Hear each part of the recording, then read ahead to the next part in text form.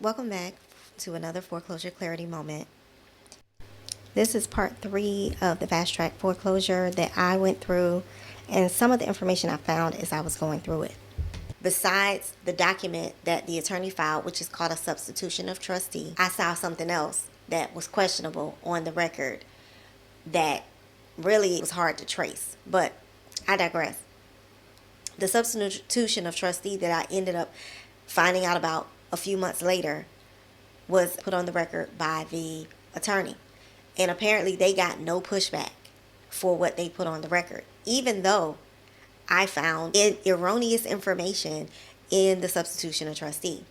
Now, what I learned about substitution of trustee is that it is a document used in non-judicial foreclosures to change the trustee over, specifically for the trustee that's going to handle the foreclosure sale.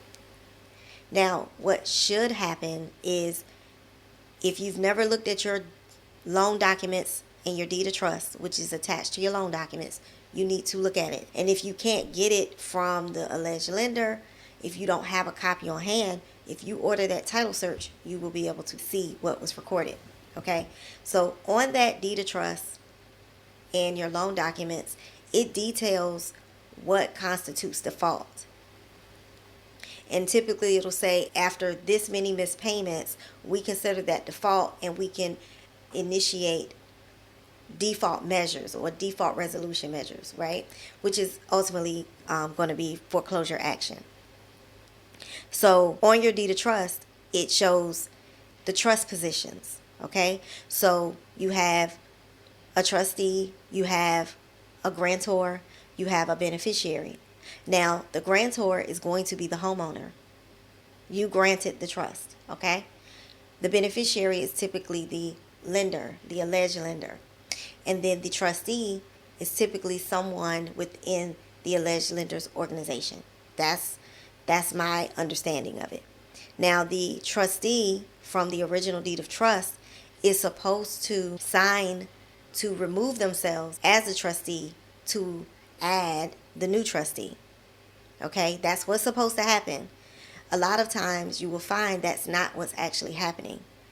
They will find somebody else within the lender's organization to sign as a so-called trustee to allow the substitution of trustee. So one of the major things that I noticed in the substitution of trustee, the error, was they misrepresented the deed of trust positions. And I believe it was done intentionally because when you understand trust, you understand who can make changes. So a beneficiary cannot make changes to a trust, right? That's not how it's designed. So they had to misrepresent the position on the deed of trust to allow them to come in and change the trustee. Now, in my situation, what I ended up finding out was the attorney was acting in a trustee position. So the attorney was counsel for the alleged lender. They were representing the debt collector company, and they were a trustee. So that's something that I noticed on mine. So I made a additional record, which I'll talk about later. But this is what I was dealing with leading up to the foreclosure. So this is what fast track foreclosure looked like for me. It looked like a few missed payments, attorneys start stepping in, demanding payment, letting it be known they're representing the lender, the alleged lender, that they're a debt collector, right?